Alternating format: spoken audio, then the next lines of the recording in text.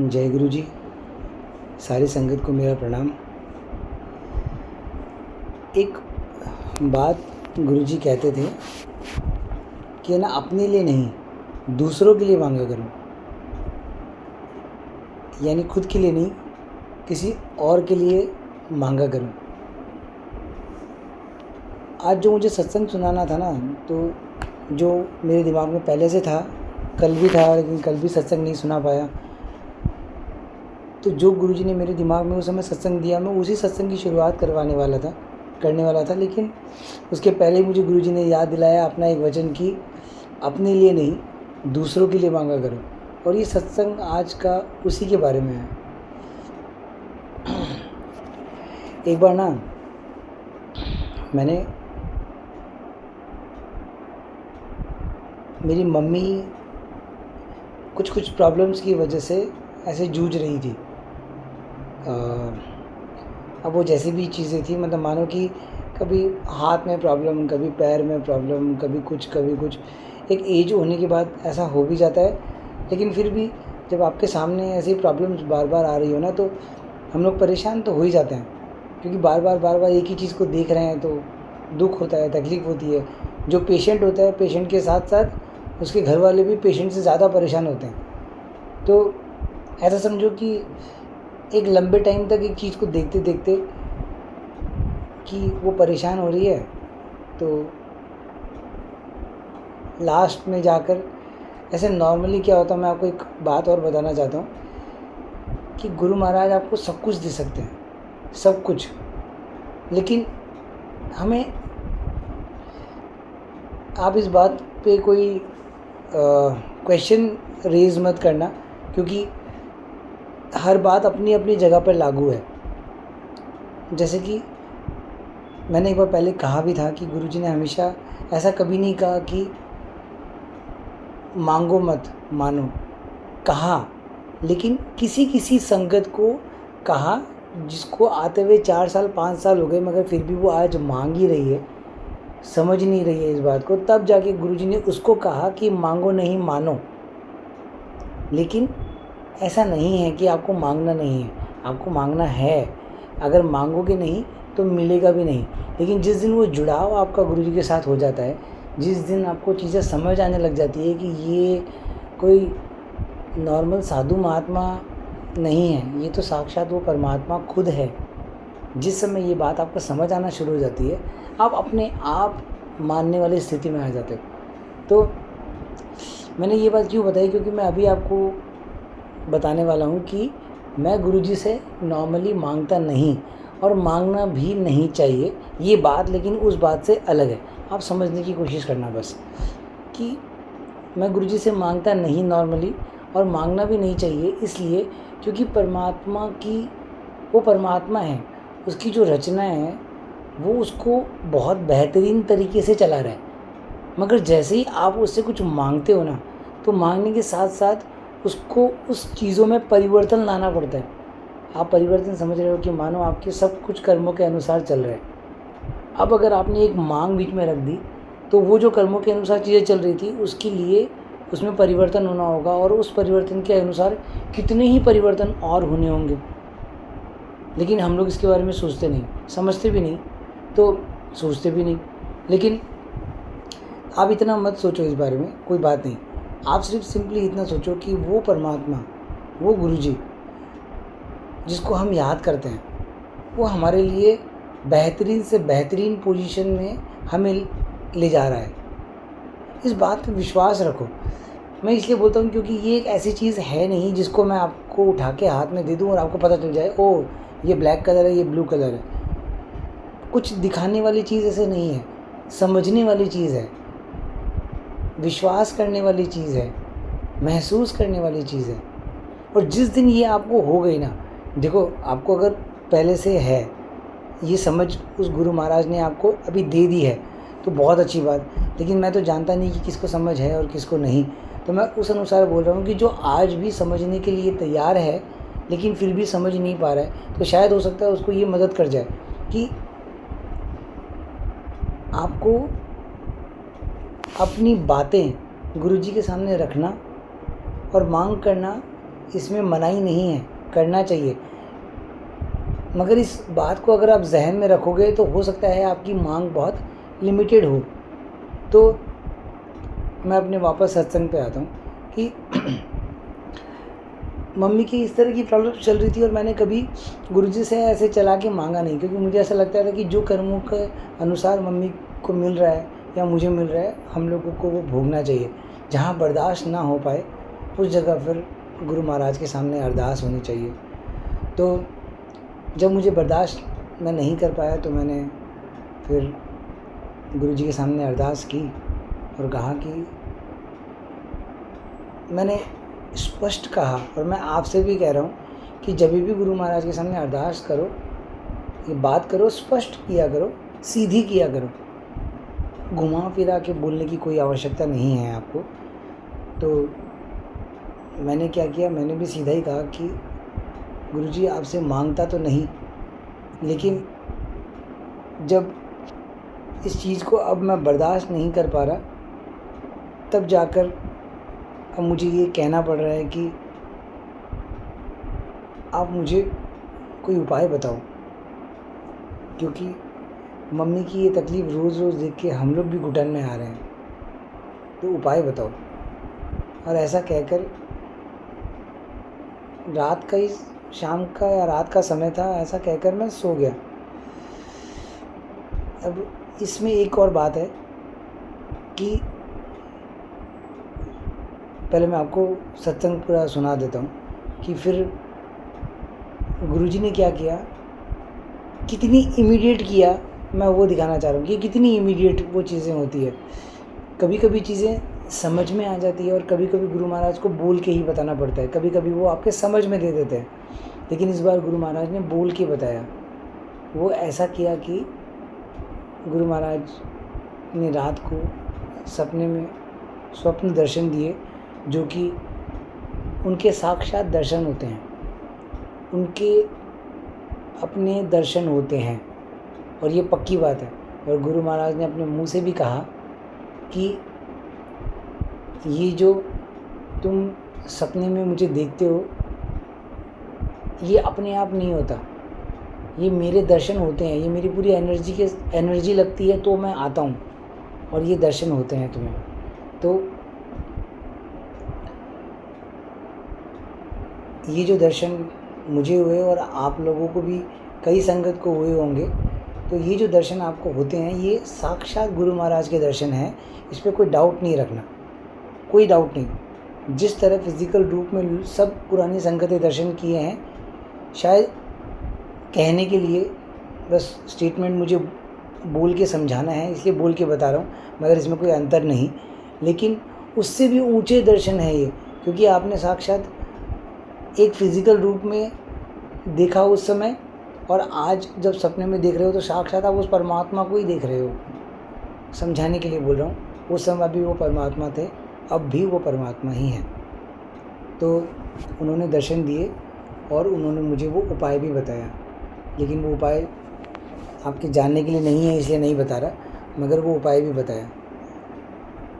तो मैं कहना चाह रहा हूँ कि मैंने किसी और के लिए अरदास की, अपने लिए नहीं, और गुरु महाराज ने उसको तुरंत सुना और उसको पूरा किया। अब एक बार ऐसे ही मेरे ऑफिस का एक कलीग है, एक स्टाफ मेंबर है, तो उसने वो किसी एक ऐसी प्रॉब्लम में फंस गया। मैं शॉर्ट में बताता हूँ कि किसी लड़की से वो प्यार करता था, तो उसके घर वालों ने उसकी शादी कहीं और फिक्स कर दी और वो परेशान रहने लगा। और फिर उसने उसके घर वालों को, अपने घर वालों को, उसके चाचा मामा ताऊ, अपने घर के चाचा ताऊ मामा भतीजा भतीजी, सबको जिसको वो बोल सकता था, अपने दोस्त यार फ्रेंड्स, उसके दोस्त यार फ्रेंड्स, सबसे कांटेक्ट कर लिया, सबको संपर्क कर लिया, और कुछ भी नहीं हो रहा है और ना ही उसका मन शांत हो पा रहा है।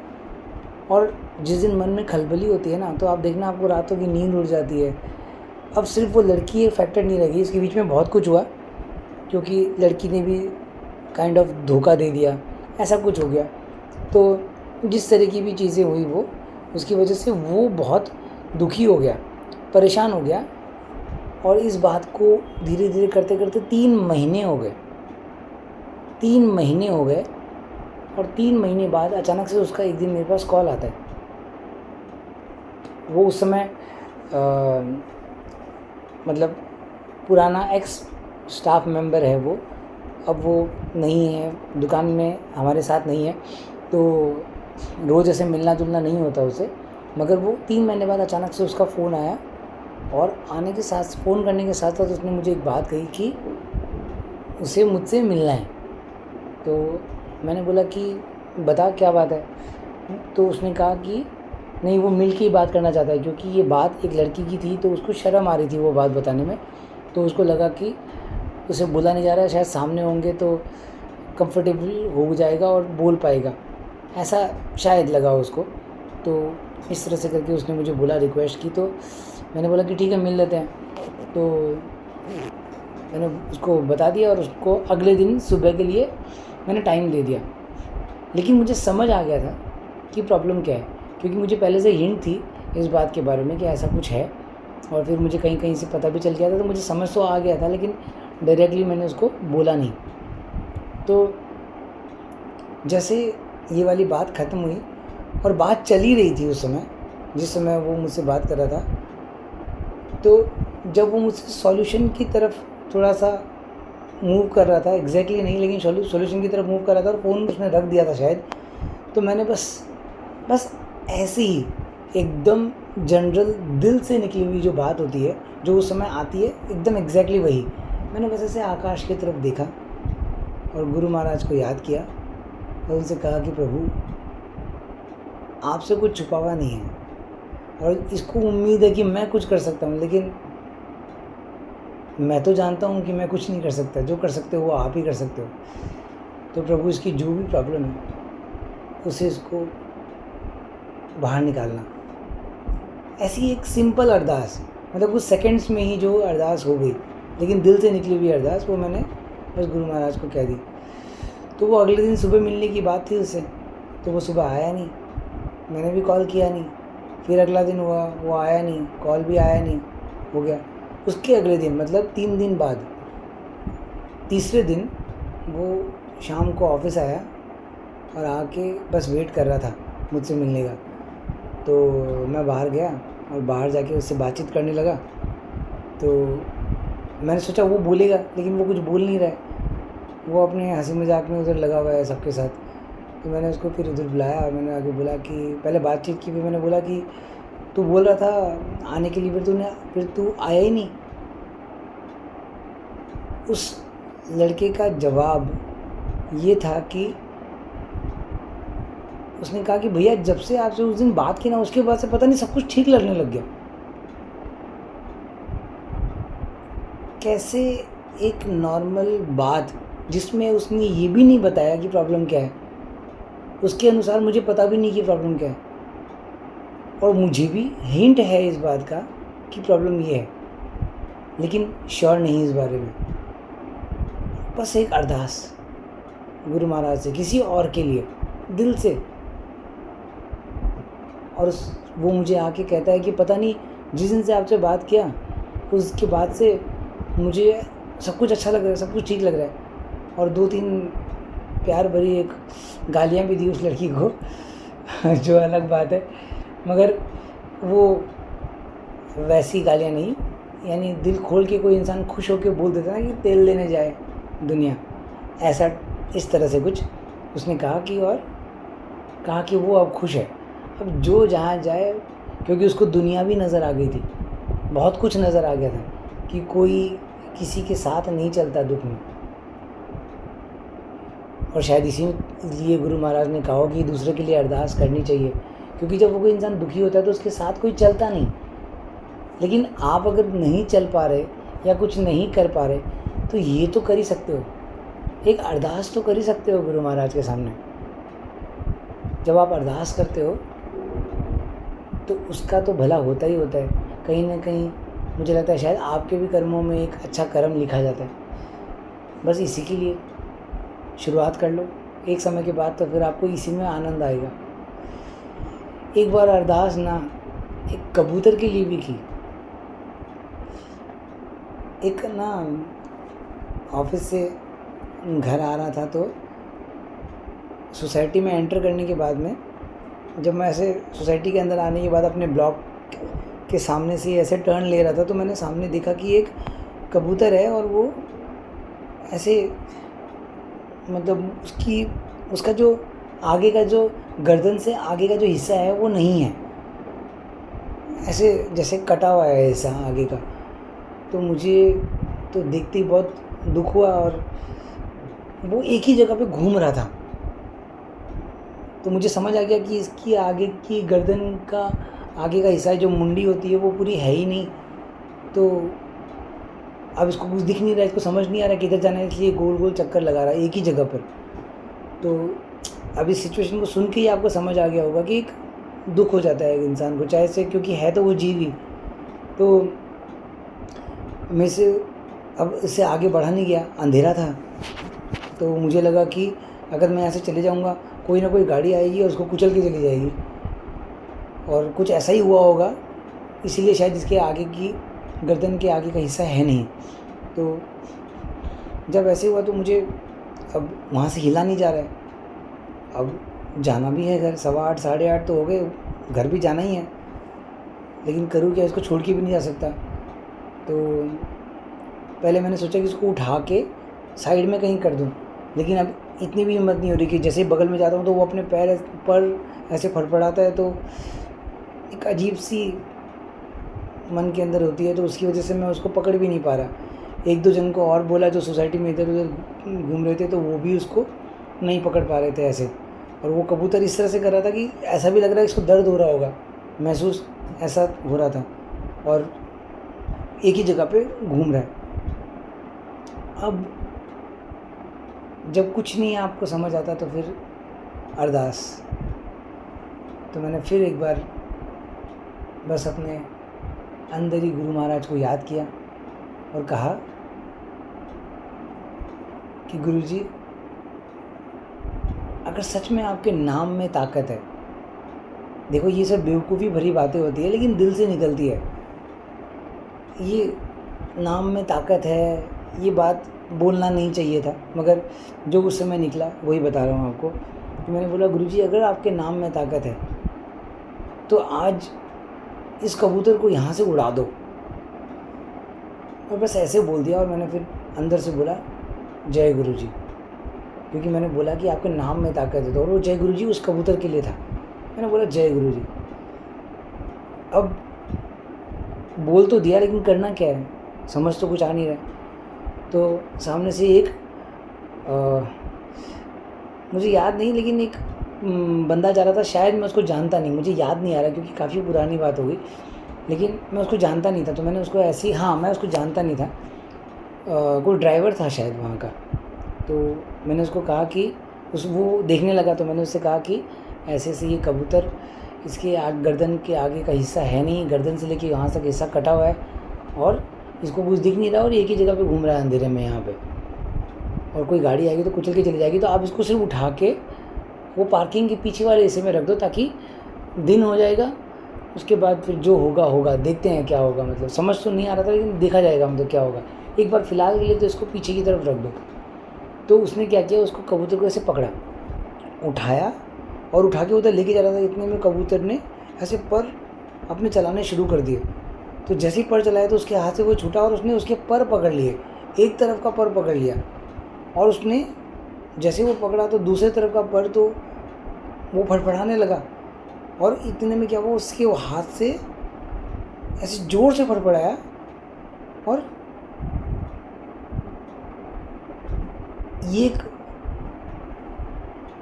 एक ऐसी चीज़ हो गई कि जिसकी आपकी आंखें भरोसा नहीं कर पाती। उसके अंदर से उसका मुंह निकला और सीधा वो उड़ गया, और हम लोग सब देखते रह गए वहाँ पे। अब गुरु महाराज लीला बनाते हैं, क्योंकि आपकी आंखों में धूल झोंकते हैं।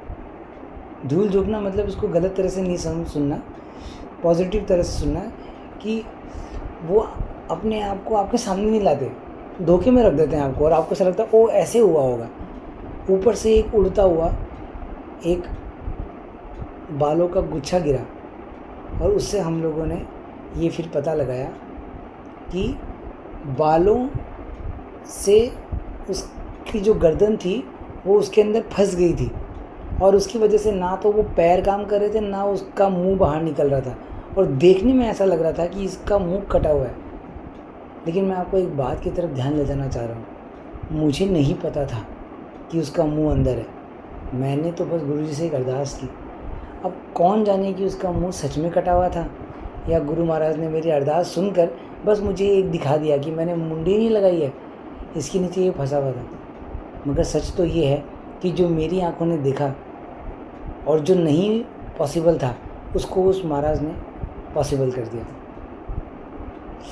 एक बार और ऐसा एक कबूतर के साथ ही हुआ। एक कबूतर, हम लोग 5th फ्लोर पे रहते हैं, 5, वहाँ कबूतर एक पता नहीं कैसे लेकिन उड़ते हुए वहाँ तक आ गया और आके बैल्कनी में बैठ गया। अब वो बैल्कनी में साइड में जो अलमीरा बनी हुई है उसके ऊपर आके बैठ गया। मैं आया रात को, हाँ रात को मैं आया तो मैंने आके देखा तो वो वहाँ बैठा हुआ है। अब मैं सोचूं कि ये मतलब ये यहाँ क्यों बैठा हुआ है, क्योंकि रात को ऐसे कभी भी देखा नहीं मैंने ऐसे कबूतर ऐसे बैठा हुआ। कबूतर के पास जाने से ही वो उड़ जाता है लेकिन वो मूव नहीं कर रहा है। तो मुझे फिर ऐसे लगा कि क्या कुछ तो गड़बड़ है, मतलब ये बीमार है क्या है, समझ भी नहीं आता ना, क्योंकि जानवर है, हम लोगों को इतना समझ भी नहीं आता कि ये हुआ क्या है। तो मैं समझ नहीं पा रहा था। तो फिर सोचा क्या करूँ, तो मैंने उसके लिए कुछ दाने वगैरह का इंतज़ाम कर दिया और कुछ इंतज़ाम कर दिया, लेकिन वो बस ऐसा सिकुड़ के बैठा हुआ है। और फिर मैंने लास्ट में जब कुछ भी नहीं कर पा रहा था, वो कुछ खा भी नहीं रहा था, कुछ कर नहीं रहा था, तो मैंने अपने एक फ्रेंड को फ़ोन किया जिसके घर में पेट डॉग वगैरह है। तो मैंने उसको पूछा कि भाई ऐसे ऐसे कोई अगर कबूतर आ जाए, और मतलब वो घर पे बताया मुझे कि दोपहर या शाम से बैठा हुआ है और वो हिल डुल नहीं रहा है ज़्यादा, इधर उधर कुछ खा पी भी नहीं रहा है, तो क्या हो गया है, कोई बीमार हो गया है, क्या हो गया, मुझे समझ भी नहीं आ रहा क्या करना चाहिए।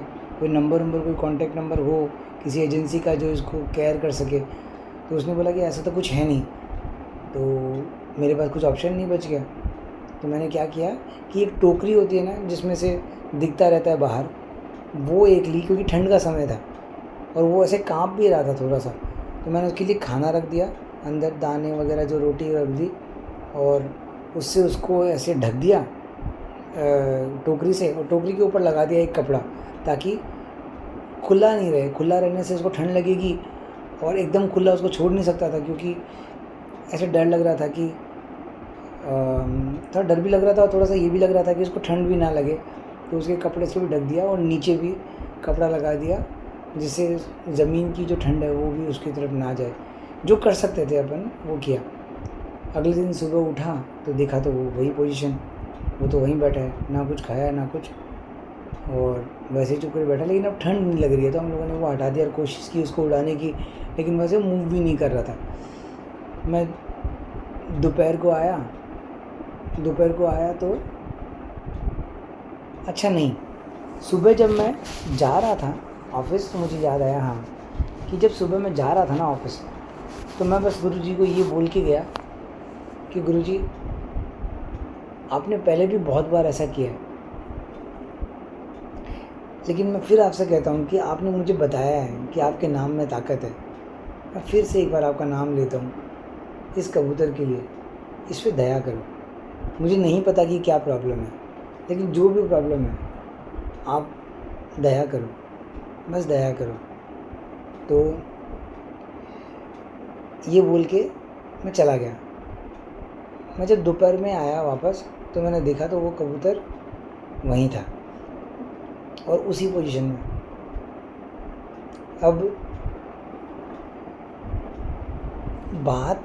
प्रॉब्लम ये सिर्फ नहीं कि वो बीमार है या कुछ है, प्रॉब्लम ये है कि उसको केयर करना भी किसी को नहीं आता और कोई उसको हाथ भी नहीं लगा पा रहा है, क्योंकि सब लोग देखो इतने स्ट्रांग नहीं होते जैसे कि मैं हूँ। तो मैं बहुत स्ट्रांग नहीं हूँ ऐसे इन सब मामलों में। मुझे ऐसे किसी को हाथ लगाने में थोड़ा थोड़ी हिचकिचाहट होती है। मुझे लगता है इसको दर्द हो रहा होगा, क्योंकि कितनी ज़ोर से इसको पकड़ना है, कितनी ज़ोर से नहीं पकड़ना है, पता नहीं चलता, समझ नहीं आता।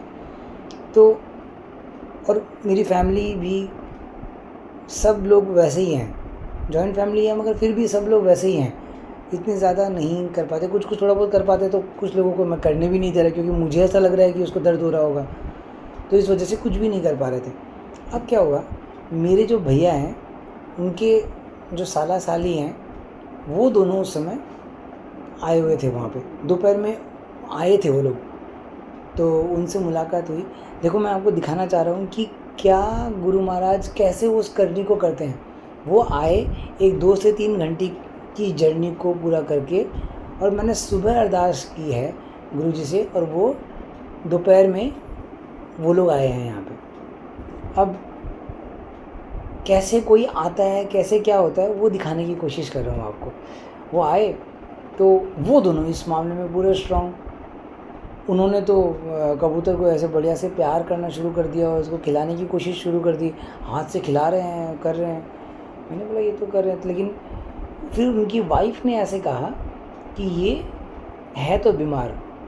तो उसने क्या किया, उसने झट से जो सबसे पहला शब्द भी बोला वो यही बोला कि अरे इसको पकड़ो। इसको पकड़ के लाया, ऐसे उल्टा किया और बोला अरे देखो इसके तो पूरे पैर कटे हुए हैं। और उसने इतनी आसानी से उसको पकड़ लिया जैसे कि कोई आज तक कबूतरों के साथ ही जी के आई हो। उसने सीधा पकड़ा, अपने जो पैरों के जो पंजे होते हैं अपने खुद के, उन दोनों पंजों के बीच में उस कबूतर को उल्टा करके ऐसे फंसा दिया, और उसके पैरों की तरफ मुझे से दिखाया, जो मैं देख भी नहीं पाया, लेकिन उसने दिखाया कि इसके अंदर देखो कैसे सबके जो बाल होते हैं, हमारे जो बाल होते हैं सर के, इस तरह के जो लेडीज़ के बाल होते हैं ना, जो नॉर्मली गुच्छे से गुच्छा बना के ये लोग बिल्डिंग से नीचे फेंक देते हैं। ये समझ भी आनी चाहिए अगर कोई लेडीज़ सुन रही है तो, कि इस वजह से जानवरों को कितनी प्रॉब्लम हो रही है कि उनके पैर इसमें फंस जाते हैं। अब आगे क्या हुआ वो आप सुनोगे तो शायद आपको समझ में आए, क्योंकि ये दूसरी बार हो रहा है। उसने मुझे दिखाया कि देखो इसके पैरों में कैसे बाल इधर से उधर फंसे हुए हैं। और फिर उसने मुझे बोला कि आप एक कैंची लेके आओ। और इतना सुन के मेरे तो घबराहट हो गई। उसने बोला कि कुछ भी नहीं होगा, आप लेके आओ। मैंने ऐसा कई बार किया। अब उसने कैंची मंगाई और मैं वहाँ से उसको कैंची देके मैं चुपचाप वहाँ से चला गया। उसने लिया एक एक करके सारे बाल जितने थे फंसे हुए सबको काटे, और कितने बाल निकले मैं बता नहीं सकता आपको। मतलब कितने सारे टुकड़े हो गए थे वहाँ पे बालों के, कैसे निकालना पड़ा, कट गए थे उसके पैर पूरे, जिस वजह से वो कट के वो जैसे उड़ने की कोशिश करे तो वो बालों से उसके पैर फिर कट जाए। अब सोचो उस जीव की सिचुएशन एक बार, वो उड़ना चाह रहा है, डर लग रहा है अंदर और उड़ नहीं पा रहा क्योंकि उसको पैर काटते हैं और ना किसी को बता पा रहा है। लेकिन जो ना बोल पाए, जो ना बता पाए, ना समझा पाए, ना आप समझ पाओ, और उस समय एक अरदास हो और ऐसे सिचुएशन पलट जाए कि कोई इंसान कहीं और रहता है, वो शिलोंग रहते हैं, हम गुवाहाटी रहते हैं, 3 घंटे का रास्ता है, वो वहाँ से ट्रैवल करके यहाँ आए और सेम डे सुबह मैंने अरदास की और दोपहर में वो यहाँ है, और वही इंसान पर्टिकुलरली उसका इलाज कर सकता है, ये भी गुरु महाराज को पता है। वो वहाँ आते हैं, वो उनको अपने पैरों में फंसाती है, सारे जितने भी उसके वो बाल थे वो काट दिए, और काट के उन्होंने उसको सब सफाई किया। फिर हम लोगों ने जो हम लोग मलहम लगाते हैं, जैसे बैटनोवेट हो गई, सोफ्रामाइसिन हो गई, इस तरह की मलहम ली उन्होंने और उसके ऊपर डाल दी, और हल्दी का पाउडर लिया जो उसके ऊपर छिड़क दिया, और छिड़क के बोला कि इनकी ये चला जाना, ये शरीर में टच होने से चला जाता है, ये सोफ्रामाइसिन के थ्रू ये हल्दी भी टच होगी और ये भी चली जाएगी उसके अंदर, और इसका इलाज हो जाएगा, आप बेफिक्र रहो। लेकिन मुझे विश्वास नहीं हो रहा कि ऐसे हो जाएगा। और शाम को मैं वहाँ से चला गया, और जब रात को आया तो आके देखा कि वो कबूतर तो फुर हो गया है, फुर यानी वो अपने घर चला गया। अब ये अगर इन 4 बातों से भी अगर आपको नहीं समझ आया कि अरदास की कीमत क्या है, किसी और के लिए अरदास की कीमत क्या है, तो मुझे नहीं लगता कि और कैसे समझाना चाहिए। लेकिन गुरु महाराज कहते थे कि अपने लिए नहीं, किसी और के लिए मांगा करो।